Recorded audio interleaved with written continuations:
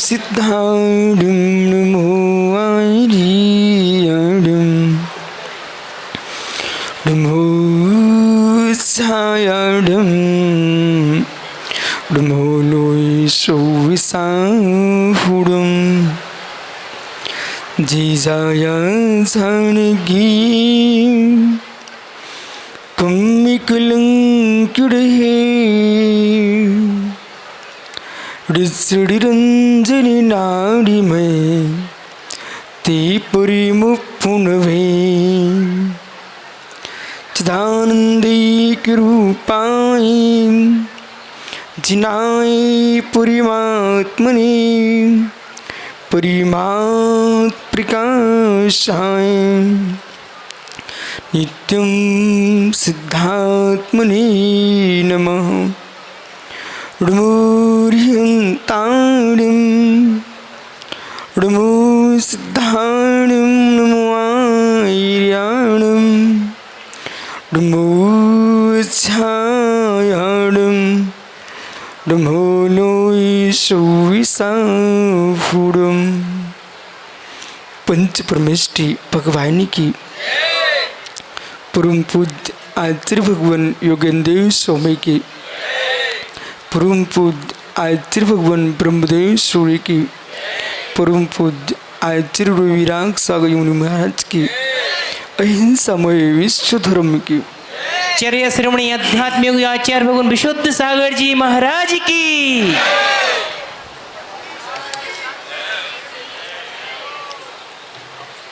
तो आचार्य प्रवर भगवत योगेंद्र स्वामी ग्रंथराज परमात्म प्रकाशी में परमाणु तत्व को कैसे प्रकाशित किया जाए इस बात को समझा रहे हैं। जीव द्रव्य क्रमिक उत्कर्ष को प्राप्त होता है।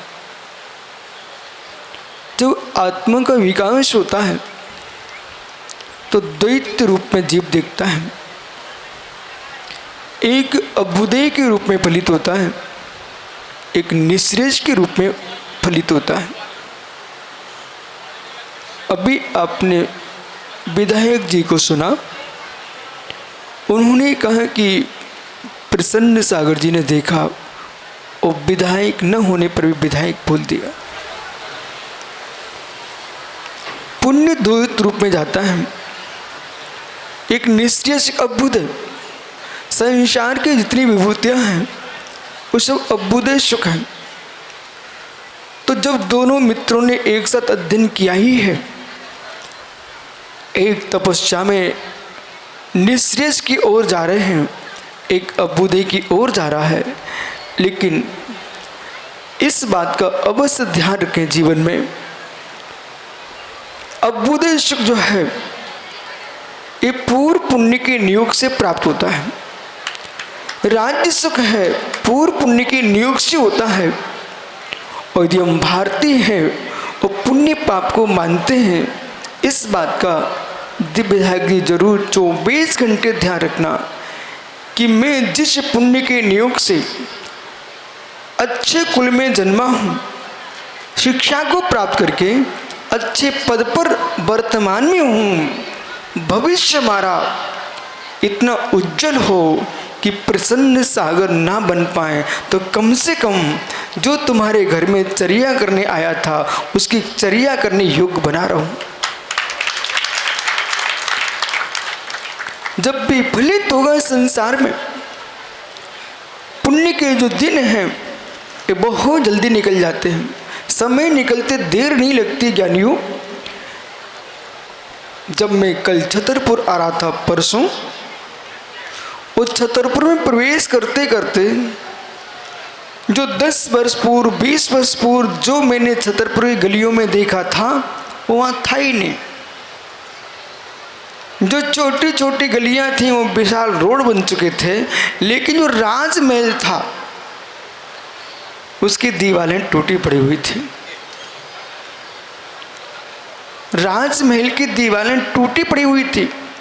मित्र विधायक जी जैसे आपको किसी की सुंदर अट्टालिका दिखाई दे उसे भी मित्र देख लेना, और जब कभी आपको कोई खंडर दिखाई दे उसे और अच्छे से देखना, और देख करके कोई वृद्ध आदमी दिख जाए उसे और ही अच्छे से देखना, कोई शिशु दिखे उसे स्नेह से देखना, युवा दिखे प्रीति से देखना, और देख करके अपने कक्ष में चले जाना और फिर निर्णय करना।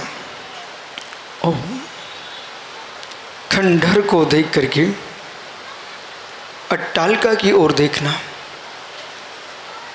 वो खंडहर कह रहा है, मित्र जो मेरा वर्तमान है, वो खंडहर कह रहा मित्र अट्टालिका से, भवन से बोल रहा है कि जो मेरा वर्तमान है वो तुम्हारा भविष्य है, जो तुम्हारा वर्तमान है वो मेरा भूत है।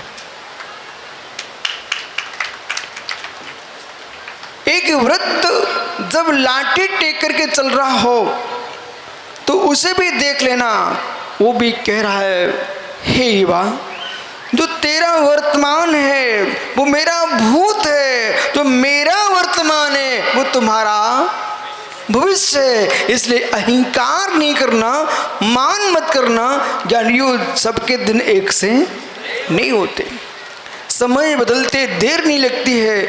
इसलिए जब समय बदले उसके पहले ही हम बदल जाएंगे तो मेरे मित्र रोने वाले नहीं मिलेंगे, मुस्कुराने वाले नहीं मिलेंगे, जय जयकार करने वाले मिलेंगे।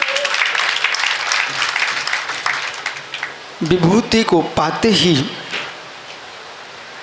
जो यूं देख लेता है मेरे होने से विभूति नहीं मिली है, मेरे पुण्य के होने से विभूति मिली है, जिसे पुण्य से विभूति मिली है उस पुण्य पर ही मुझे लक्ष्य रखना चाहिए। और मित्र संसार की विभूति चाहिए है तो पुण्य पर लक्ष्य रख के चलना, और संसार से शून्य परमात्मा की विभूति चाहिए तो पुण्य पाप दोनों से शून्य चाहिए। इस बात के लिए आचार्य योगेंद्र स्वामी कह रहे यहाँ पर, निश्चयेन आत्ममित्रे दर्शनमिति प्रतिपादति। निश्चय से आत्मसंवित्ति ही दर्शन है। सम्यक दर्शन, सम्यक ज्ञान, सम्यक चारित्र ये मोक्ष मार्ग है। जिसको आपने प्रातः सुना दर्शन विशुद्धि, दर्शन विशुद्धि। संसार में कोई वस्तु सुंदर नहीं है, कोई असुंदर नहीं है। अपनी आँख को देखो, आँख के चश्मे को देखो। मेले का चश्मा हो सकता है, शर्मा जी आप किसी मेले गए हो, बचपन में बच्चों के लिए शौक होता चश्मा लगाने का, सो पन्नी के चश्मे भी आते हैं। देखा, लाल पन्नी लगी रहती है, नीली पन्नी लगी रहती है, हरी पन्नी लगी रहती है, काली पन्नी लगी रहती है। वो पन्नी का चश्मा लगाते ही हर वस्तु तुमको वैसे दिखती जैसी पन्नी होती है, बराबर। लेकिन ये वस्तु का रंग है कि उस पन्नी का रंग है, वस्तु का रंग है कि पन्नी का रंग है। आँखों पर पीली पन्नी का चश्मा लगा है, पीले कांच का चश्मा है, तो आप मित्र कांच के रंग को देख करके वस्तु का पीला मत देखो। वस्तु को यथार्थ देखना चाहते हो तो कांच सफ़ेद चाहिए। वस्तु को यथार्थ देखना चाहे तो कांच सफ़ेद चाहिए है।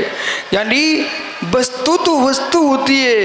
ऐसे जिस व्यक्ति के आँखों में देखने की पन्नी जैसी होती है उसको वस्तु वैसी दिखती है। आपको अपने बेटे की माँ पत्नी दिखती है तो आपको आपके बेटे को आपकी पत्नी माँ दिखती है। वस्तु एक है, दृष्टि बदल गई चंदन तो वस्तु बदलती दिखती है, लेकिन वस्तु नहीं बदली है। दृष्टि संसार में सबसे कठिन साधना कोई है।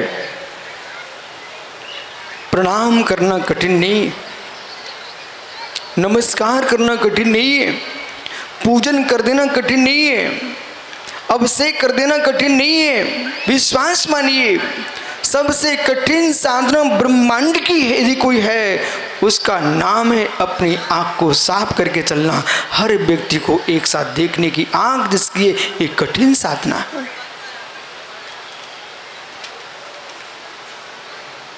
राजा की जो दृष्टि है वो योगी की दृष्टि है, योगी की दृष्टि है वो राजा की दृष्टि है। यदि राजा अपनी राज्य दृष्टि को नहीं बना पाया तो कभी साधु की आंख उसके पास नहीं आ पाएगी। क्यों?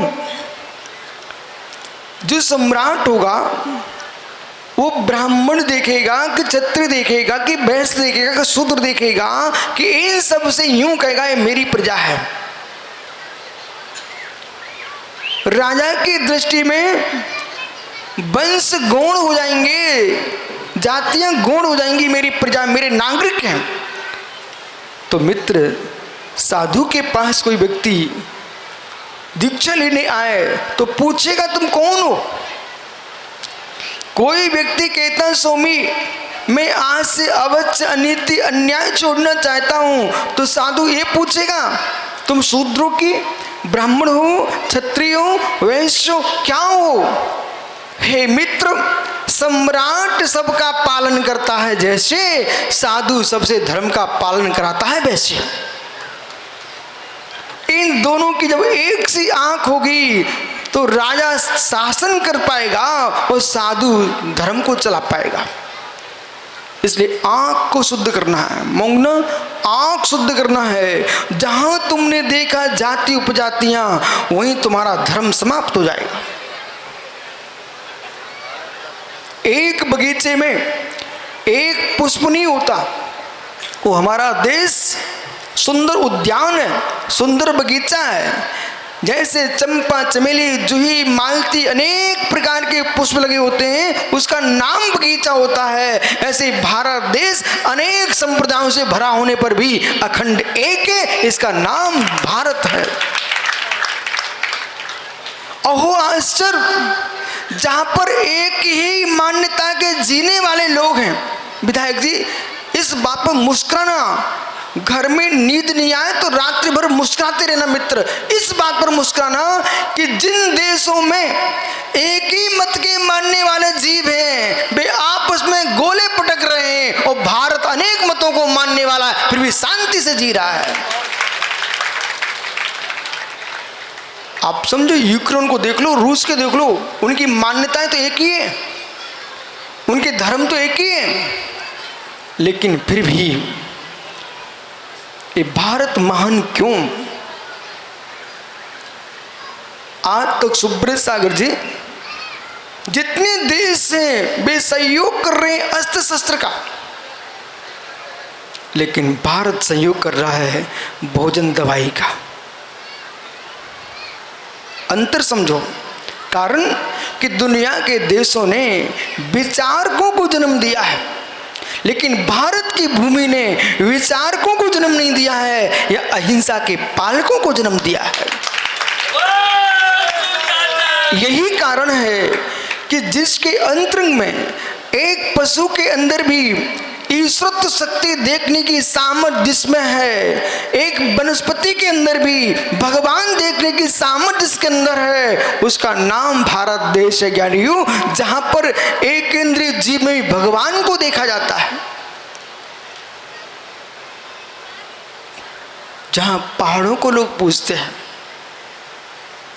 लोग पहाड़ों को पूजते हैं, लोग पीपल को पूजते हैं, लोग बरगद को पूजते हैं, वनस्पति को पूजते हैं। और रहस्य में जाइए, इसको महात्मा संजय सागी आप जैन दर्शन की दृष्टि से देखिए। भारत की भूमि में लोग अग्नि पूजते देखे जाते हैं। विधायक जी, आपने भी अपने घर में अग्नि पूजते देखा है, आपने अपने घर में गाय को पूजते देखा है, आपने अपने घर में मित्र वर्ष में एक बार बैल को पूजते देखा है, और यहां तक कि आपने अपने घर में स्वयं को भी पूजते देखा है। दीपावली की दोष को बहन भाई को तिलक लगाती है, श्रावण की पूर्णिमा को बहन राखी बांध रही है। मित्र, होली की दोष को बहन माथे पे तिलक लगा रही है आपको, और जब तुम्हारी शादी होने गई थी तो पाए पुज गए ना। ये भारत की भूमि है जहां पर एक इंद्रिय को भी पूजा हो रही है, दो इंद्रिय, तीन इंद्रिय आदि की पूजा हो रही है। अभी वो शंख फूंक रहा था भाई, वो दो इंद्रिय जीव है, दो इंद्रिय जीव है। नारायण कृष्ण के हाथ में शंख था मित्र, वो भी दो इंद्रिय जीव है। अब कल्पना कीजिए, जिस भूमि पर वनस्पति से लेकर के हाथी से लेकर के चींटी तक का सम्मान होता है ज्ञानियों, तुम जिसे ईश्वर अंश कहते हो, जिन शासन कहता है, उन जीवों के अंदर भी भगवान बनने की क्षमता है। मेरे मित्र, जहां पर्वत की चट्टान की भी उपासना हो रही हो, उस भूमि पर किसी की हत्या की बात कैसे हो सकती है? इसका नाम अहिंसा देश भारत है, जिसको यूं कहा जा रहा हो, मनीष अंतर में खोजना, मनीषा जाग जाए, वो मनीषा सो जाए तो व्यक्ति का कल्याण हो जाए। समझो मैं क्या बोल रहा हूं? मनीषा जाग जाए और मनीषाओं का राग सो जाए तो हे जीव तेरा कल्याण हो जाए। मनीषा यानी बुद्धि, मनीषा यानी बुद्धि, बुद्धि जागृत हो जाए। और मनीषा यानी नारी, नारी के प्रति राग हट जाए और बुद्धि तुम्हारी मनीषा जाग जाए। हे मनीषी तेरा कल्याण हो जाए। इसलिए यहां पर भगवान योगेंद्र देव स्वामी कह रहे हैं, दृष्टि ही सब कुछ है, दृष्टि ही सब कुछ है। सरस जी, दृष्टि ही सब कुछ है, कुछ भी नहीं बदलता है, कुछ भी नहीं बदलता है। आपकी दृष्टि ही बदलती है। कुंभकार के हाथ में मिट्टी होती है। अब मिट्टी में क्या आकार है? मटका, खिलौना, कलश, गोलक। मिट्टी में कौन सा आकार है प्रमोद भैया? मिट्टी में कौन सा आकार है? मित्र, मिट्टी में कोई आकार नहीं है। कुंभकार की दृष्टि में जो आकार आता है वही मिट्टी आकार को प्राप्त होती है। समझो मैं क्या बोल रहा हूं? कुंभकार की दृष्टि में पहले मटका बनेगा कि खिलौना बनेगा कि गुल्लक बनेगा कि कुंभकार के दृष्टि में आकार आएगा? बोलिए। कुंभकार की दृष्टि में जब तक आकार नहीं आएगा तब तक मिट्टी आकार नहीं ले सकती। विधायक जी, कचौड़ी खाते हो कि पूड़ी खाते कि रोटी खाते हो?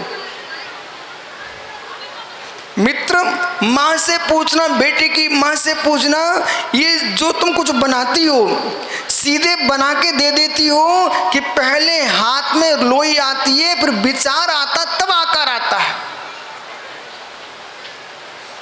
बहुत सारी माताएं बेटी बोली, मैं क्या पूछ रहा हूं? हाथ में रोटी के बनाने के लिए, पूड़ी बनाने के लिए कुछ भी तुम बनाती हो तो लोई आते ही आपका वो सामान बन जाता है कि आपकी दृष्टि में आकार आता, तब आप उसको आकार दे पाते हो।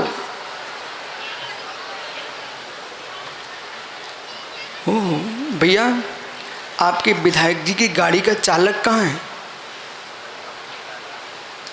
नहीं आया? कहाँ है? बाहर खड़ा भैया। मित्र, कोई बात नहीं, प्रश्न ये है, उस भैया से इतना पूछना, ये मंडप में गाड़ी कैसे आ गई? समझो मैं क्या पूछ रहा हूं? मंडप में गाड़ी कैसे आ गई? अपने टायरों से आ गई कि एक्सीलरेटर के घुमाने से आ गई कि विधायक जी के बैठने से आ गई? कि मित्र, चालक के अंदर विधायक जी की बात प्रवेश कर गई तो उसकी बुद्धि घूमी, तभी तो टायर इधर आ पाए हैं। और यदि उसकी बुद्धि ना घूमती होती तो मुड़ी कैसे? एक अचेतन वाहन, अचेतन गाड़ी उसी ओर मुड़ती है जहां तुम मोड़ना चाहते हो। ऐसे ज्ञानियों, तुम्हारा अंतिम भाव वही होगा जो तुम्हारी वर्तमान की भावना होगी। गाड़ी मोड़ने के लिए गाड़ी नहीं चाहिए पड़ती है, पहले बुद्धि चाहिए पड़ती है। चालक के मस्तिष्क में रहता है कि कौन से मोड़ पर हमें मोड़ना है, गाड़ी वैसे ही मुड़ने लगती है। ऐसे बालकों, आपके मस्तिष्क में आ जाना चाहिए है कि हमें अपने जीवन के कौन से मोड़ पर संन्यास की ओर मुड़ना है, कि राजनीति की ओर मुड़ना है, कि अशुभ के लिए मुड़ना है। परमात्मा, ईश्वर, माता पिता, गुरुजन कोई तुम्हारे सहकारी नहीं है, आपकी बुद्धि ही तुम्हारी सहकारी है और कार्य तुम्हारा कार्यकारी है। दोष दूसरे को दे सकते हो लालू, दोष दूसरे को दे सकते हो लालू, लेकिन बेटा विश्वास रखना, विश्वास रखना। मेरे सामने कहता गुरुजी दीक्षा चाहिए और घर में जाके कारखाना लगाता है। अब सोचिए मित्र, मेरे से ज्ञानी कहता मोक्ष चाहिए और घर में जाके ट्रक चला रहा है। अब कहां से मोक्ष मिल रहा है इनको? ओहो, हाथ में ज्वार लिए खेत में डाल रहा है और मेड़ पे बैठ के माला फेर रहा, गेहूं आए, गेहूं आए, गेहूं आए। अरे कहां से गेहूं आ रहे हैं? तुमने बीज ज्वार का डाला है, बेटा ज्वार ही आएगा। इसलिए पाप करोगे तो नरक ही जाओगे, पुण्य करोगे स्वर्ग जाओगे, और पुण्य पाप से शून्य हो जाओगे तो परमात्मा बन जाओगे। अब क्या चाहिए आपको? क्या चाहिए? इसलिए ये बहाने बंद कर दो। वो आप मेरी बात नहीं मानो, मैं प्रमोद भाई से पूछ लेता हूँ, और दूर के तुम्हारे विधायक जी से पूछ लेता हूँ, मोंगना से पूछ लेता हूँ, मुझे क्या टेंशन है? आखिर में आपको डर लगता होगा, और विधायक जी, अरे बेटा भाई तो मेरा ही है ना, विधायक तो पद है, पदों पर मत घबराओ। प्रश्न ये, भैया विधायक की शादी हो गई क्या? ईमानदारी से बोलना, आप बग्गी पर गए थे कि घोड़े पर गए थे? घोड़े पर गए थे कि बग्गी पे गए थे? गाड़ी से गए थे? मित्र सत्य बताना, वो गाड़ी पे आप बैठ कैसे गए? पिताजी के कहने से बैठे कि माँ के कहने से बैठे कि मित्रों के कहने से बैठे? ईमान हृदय से बोलना, मोंगना कैसे बैठे? ओहो मित्र, चोर चोरे मोसरे भाई, बैठे कैसे? स्वयं के मन में नहीं होता, विश्वास रखो। अभी तुम नाटक देख रहे थे, वे नेमिना सौमिक के लिए नारायण श्री कृष्ण, बलदेव, समुद्र विजय, वासुदेव आदि अनेक लोग लगे रहे, वे शादी करा के क्यों नहीं आ पाए? मोर तोड़ गिरनार चढ़े तज जूनागढ़ नगरिया। वे मोर को तोड़ के फेंक दिए, वो गिरनार की ओर चले गए। उनकी शादी होने गई थी सावन के महीने में, उनकी शादी होने गई थी नेमिना सौम्य की सावन के महीने में। ये प्रमोद भाई और इन पंडितों ने मिल करके घोषणा कर दी पूरे देश में, बोले सावन के महीने में शादी नहीं होगी अब, बोले नहीं तो हमारा बेटा नेमिनाथ बन जाएगा। ज्ञानियों, भगवान नेमिनाथ स्वामी की शादी नारायण कृष्ण क्यों नहीं करा पाए? जब उनको स्वयं बैराग हो चुका था तो कृष्ण क्या कर सकते थे? ऐसे विधायक जी घोड़ी पे पिताजी ने नहीं बिठाया, अंदर का विषय और है। भले लोग वैसे कहते, जैसे आप ससुराल गए ना पहली बार तो सासू ने हरे हरे पकड़ाए तो मालूम है दमाद क्या बोलता है? नहीं चाहने, नहीं चाहने, बुंदेलखंडी बोलता है, नहीं चाहने। वो हाथ में पकड़े छोड़े नहीं रहा है, वो कहता नहीं चाहने, नहीं चाहने, और धीरे से छोड़ने का मन ही नहीं कर रहा, और नहीं चाहने। ये तो बुंदेलखंडी भाषा है, कहने पड़ते पर मन में चल रही कुछ और है। नहीं चाहने। वो प्रमोद गया अपनी ससुराल, और उसने देखा कि हमारी थाली खाली है तो चिल्लाता दूर से, भैया ये मोंगना को पड़ोसो। और जब उसको पड़ोसने आए तो हाथ तो ऐसे कर लिए, कहता नहीं रखो, नहीं रखो, लेकिन तुम तो रख दो, तो अलग तो खाली क्या है? मित्र, जब भूख लगी ही है तो प्रेम से रखवा लो, मायाचारी क्यों कर रहे हो? लालू अब आज से मत कहना गुरुजी माँ रोक रही है, मत कहना। मेरे मित्र, माँ कारखाना खोलने नहीं गई है, दाल मिल, दाल मिल तूने खोली है।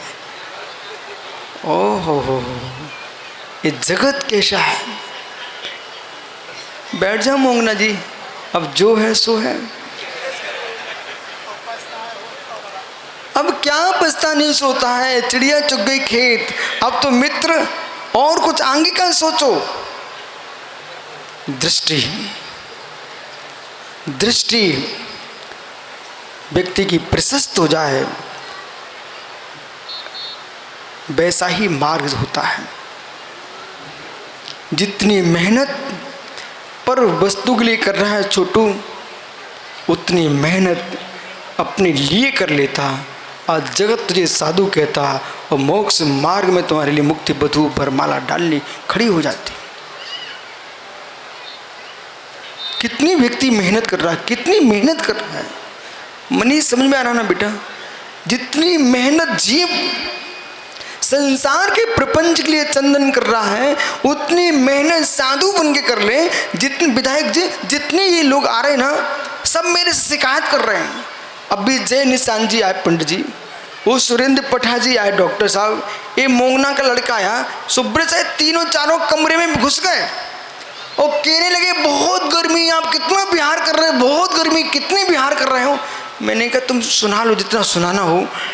मतलब आपको मेरी गर्मी का बिहार तो दिख रहा है, तुम कितनी कसाई विषय कसाई गर्मी में लिप्त हो, ये तुमको नहीं दिख रहा। हमारी गर्मी से मेरी समाधि हो जाएगी तो मैं स्वर्ग जाऊंगा, तुम्हारी गर्मी से मृत्यु होगी तो नरक जाना पड़ेगा, वो गर्मी छोड़ो। बाहर के मौसम की गर्मी किसी को नरक नहीं भेज सकती है, लेकिन भावों के मौसम की गर्मी दुर्गति में डाल देगी। इसलिए ज्ञानी गर्मी छांटो। यहाँ पर भगवान ब्रह्मदेव सूर्य यही लिख रहे हैं, ज्ञानी बाहर की गर्मी के लिए पानक पीना पड़ेगा। बाहर की गर्मी के लिए पानक यानी शरबत। अब विधायक जी समय कैसा बदल गया, अपनी दादी माँ की याद करो, नानी की याद करो। मित्र, जब तुम कभी बचपन में जाते थे तो गर्मी के मौसम में दादी तुझे भाई गुड़ खिला करके पानी पिलाती थी, याद करो मित्र, या फिर शरबत पिलाती थी। आओ तुम्हारा समय कैसे बदल चुका है। शरबत के मौसम में तुम गर्म चाय पी रहे हो, तुम्हारा भाव क्या हो रहा है। ओ हो। शरबत के मौसम में गर्म चाय पी रहे हैं। इन विचारों का स्वास्थ्य कैसे ठीक होगा जब शरबत के काल में चाय पिएंगे। शरबत के काल में शरबत पीना चाहिए था ना। ऐसे ज्ञानियों, संसार में धर्म क्षेत्र में आकर के भी आपके मन में विषय कसाय चल रहे हैं, तो गर्मी के मौसम में तुम चाय पी रहे हो। पीना क्या चाहिए? बस धर्म सभा में साधुओं से सुन लो शरबत, घर में तो शरबत समाप्त हो चुके हैं। क्यों पंडित पुत्र किसी को शरबत पिलाता है कि नहीं? बोले महाराज जी धीरे से बोल देते, एक कप लाओ चाय। वो चाय का कप भी गर्म होता है। और पीयूष, जब शरबत का भला गिलास आता था तो गिलास ठंडा, शरबत ठंडा, वो पीने वाला ठंडा। इसलिए श्रवण संस्कृति में चाय के त्याग की बात लिखी हुई है। यहाँ पर मेरे मित्र शरबत पीने की बात लिखी है। आज ब्रह्मदेव सूर्य वही कह रहे हैं। और यदि आप ध्यान से सुनो तो जितने प्रकार की ठंडाइयाँ बनती हैं, आज विशिष्ट ठंडाई की व्याख्या कर रहे हैं। कुछ लोग तो यही सोच रहे हैं, आप प्रवचन क्या कर रहे हैं मुझे समझ में नहीं आ रहा है, आप तो गर्मी बहुत पड़ रही है, ठंडाई कैसे बनती हो बता दो। हे मित्र, अप्पा दंसन नाण, आत्मा ही दर्शन है। केवल वे अन्न सब व्यवहारो, आत्मा जो है वही दर्शन ज्ञान स्वभावी है, उससे भिन्न सब व्यवहार है। एक वे जोया जाए भी सो तैलोय सारू। जो योगी एकमात्र निज आत्मा को ध्याता है, 3 लोक में ज्ञानी वही सार है। बालक सुन रहा ना बेटा, कौन सा ऐसा गोपाल होगा, कौन सा ऐसा गोपाल होगा दूध देती गाय को जंगल में छोड़ देगा। कौन सा ऐसा गोपाल होगा दूध देती गाय को जंगल में छोड़ दिया? कोई नहीं छोड़ने वाला बेटा। ऐसे तुम चाहो मैं पिताजी का काम भी करता रहूं, माँ की सेवा भी करता रहूं, पैसा भी कमा के देता रहूं, वो पिताजी कहते हैं जाओ बेटा साधु बन जाओ। दुधारी गाय को कौन छोड़ता है? ऐसे काम करने वाले बेटे को कौन छोड़ता है? उपाय मैं बता देता हूँ। गाय 4 दिन दूध देना बंद कर दे, वो सीधा सीधा खाना प्रारंभ कर दे, वो गोपाल भी गुस्सा करके बोले इसको बाहर कर दो गाय को। ऐसे ही मित्र जिन जिन को साधु बनना हो सब घर के काम करना बंद कर दो, अच्छा खाना प्रारंभ कर दो। और खा पी करके सीधे महाराज जी के पास जाके बैठ जाना और फिर घर चले जाना, खा पी करके फिर आगे बैठ जाना। विश्वास मानो एक दिन ऐसा आएगा, कितनी रागी माँ होगी वो भी ये बोली बेटा इतनी तुम्हें राग चढ़ा, घर नहीं दिख रहा, उन्हीं के साथ चले जाओ, बस पाए छूना और चले जाना।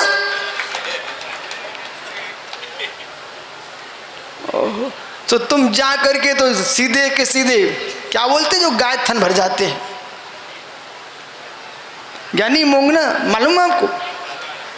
गाय पसरे आ गई, गाय पसरे आ गई मतलब थन भरे हुए हैं, अब ग्वाला छोड़ेगा उनको, वो तो दूध निकालेगा।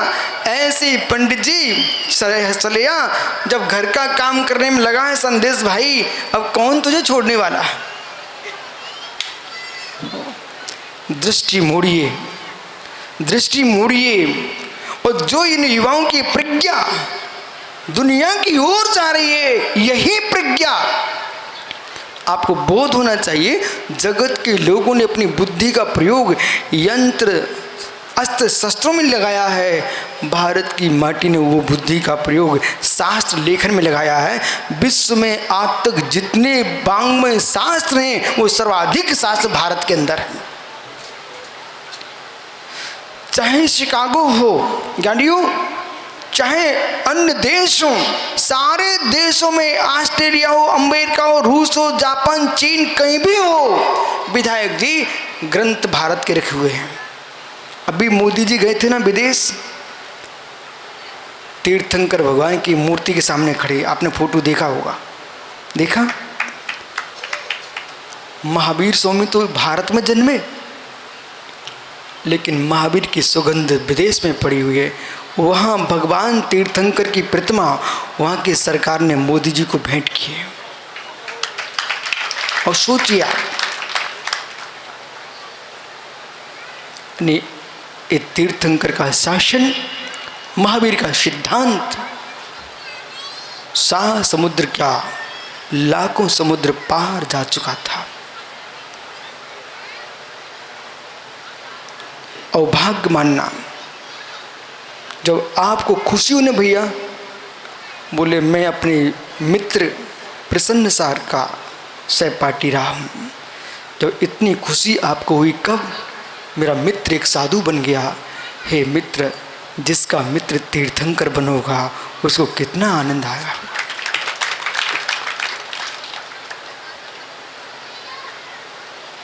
भैया अच्छा लगा, आपका मित्र साधु बन गया, तपस्या कर रहे हैं, बहुत कठोर तपस्या कर रहे हैं, तो आपको अच्छा लगता है? जब मैंने देखा एक बच्चा कल मुस्कुरा के आया, और मालूम विशाल क्यों मुस्कुरा रहा था? वो कह रहा था महाराज जी हम कल परसों नहीं आएंगे। हमने क्यों? बोले मेरे भाई की शादी है। ओह मित्र, जब तुझे अपने भाई की शादी में इतना आनंद आ रहा है तो तुझे अपनी शादी में कितना आनंद आएगा। जब हमारे विधायक जी को अपने मित्र के साधु बनने में इतना आनंद आ सकता है तो स्वयं साधु बन जाए तो कितना आनंद आएगा।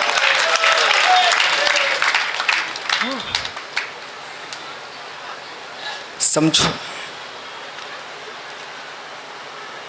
केवल आत्मदर्शनम सम्यक्तम भवति, आत्मदर्शन ही सम्यक्त है निश्चय से। कथम भूतोपि, कैसा? केवलोपि, केवल आत्मदर्शन ही सम्यक्त निश्चय से। विभारो अन्य शेष सर्वोपि विभारा, विभारने से देव सा गुरु पर श्रद्धान करना, ये सब विभार दृष्टि है। जो या हे योगिन, क्या कह रहे हैं? योया, साधु ने लिखा योया, साधु साधना करता है, साधु आराधना करता है, योगी निज में लीन होता है, ध्यान करता है। योगी ध्यान करता है। परमात्मा की आराधना करना चंदन, मास्टर साहब, परमात्मा की आराधना करना ये तुमको स्वर्ग का देव बना सकती है। भगवान की भक्ति करोगे तो तुम देव बन जाओगे स्वर्ग के। लेकिन भगवान करने के लिए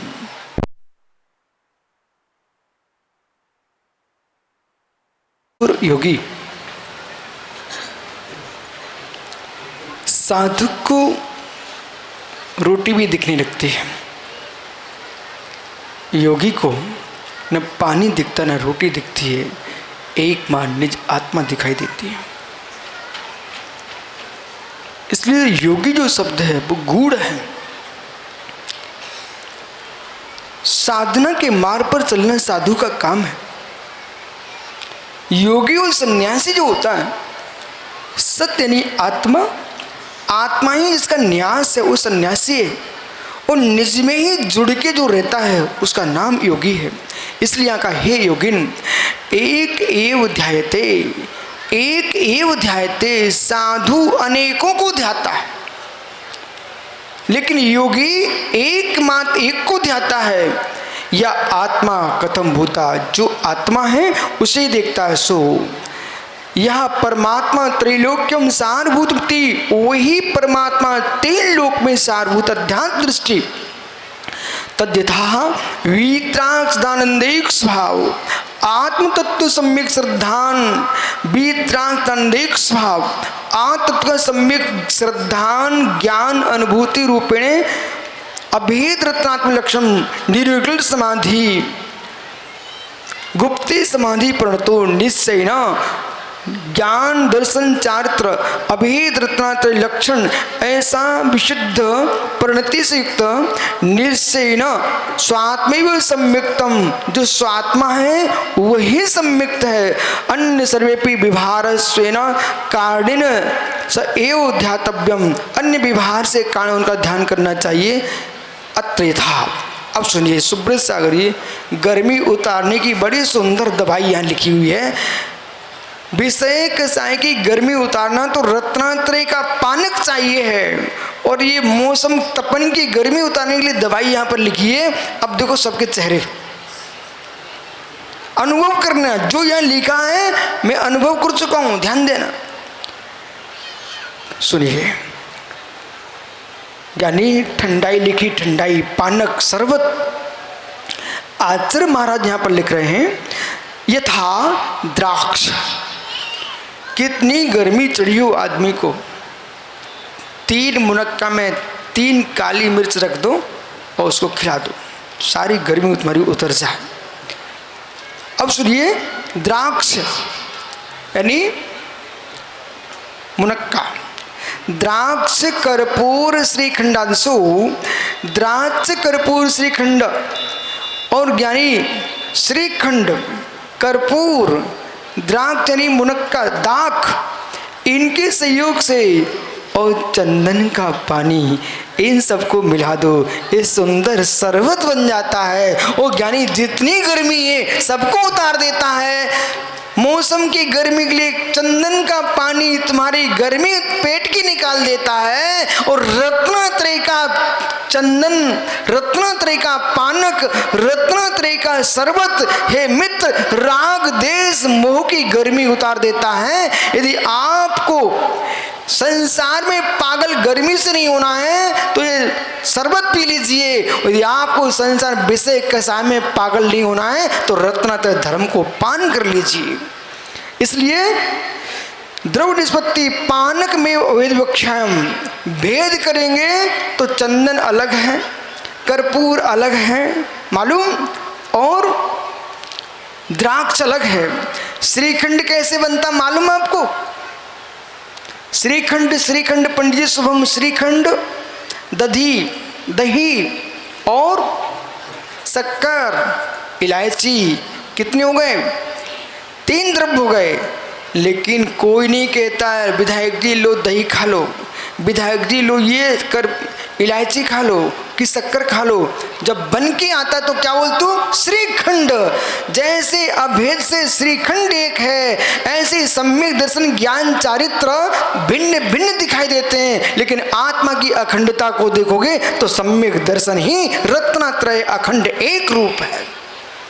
इसलिए तथा पानक विवक्षायाम कृत एकत्वम भंडते, पानक की दृष्टि से एक एक द्रव्य की दृष्टि से अलग अलग है, पानक की दृष्टि से एक है। उसी प्रकार से शुद्धात्मा अनुभूति लक्षण एक निश्चय सम्यक दर्शनम, शुद्धात्मा की अनुभूति लक्षण एक निश्चय सम्यक दर्शन ज्ञान चारित्र्य बहुवी प्रणतो, ज्ञान चार से बहुत प्रणत होता हुआ अनेकोपि आत्मा अनेक भी अध्यात्म तथा अभेद विवक्षायाम, अध्यात्म दृष्टि से अभेद दृष्टि से एकोपि वृत्ति भावार्था एक भी होता ऐसा जानना चाहिए था। चोक्तम अभेदात्म लक्ष्यम दर्शनात्म निश्चितम आत्मतो मिथ से बोधम, दर्शन ज्ञान चारित्र निश्चय से परिज्ञानम इससे वही ज्ञान है। स्थित आत्मनि चरितम कृते हो, वो आत्मा में स्थित होना, दर्शन आत्मप्रतीति बोध आत्मज्ञान और निज में ही स्थिति चरण, इसका नाम चारित्र। कुतः एत भवति बंधा, दर्शन ज्ञान चारित्र, बस अंतिम शब्द, इनसे कैसा होगा बंध। सुनिए ध्यान से, योग से प्रकृति प्रदेश बंद होता है, कसाय से स्थिति अनुभाग बंद होता है। ऐसा मत समझना कि किसी को समझ में नहीं आता है। आप विश्वास मानो, भैया जी विधायक जी कितनी तेज बुद्धि हो, क्षण मात को मन में कोई विकार आ जाए, काम क्रोध मान माया लोभ कुछ भी आ जाए, विश्वास मानना भाई तुरंत आपकी बुद्धि कमज़ोर होती है, वहीं निर्णय देने की क्षमता समाप्त हो जाती है। और जब भी कोई बड़ा निर्णय करना हो वो कसाय से भरे हो, आप कहना मेरा स्वास्थ्य ठीक नहीं है, मैं कुछ दिन बाद आपको बताएंगे। कसाय के काल में कोई भी सम्यक निर्णय होता नहीं।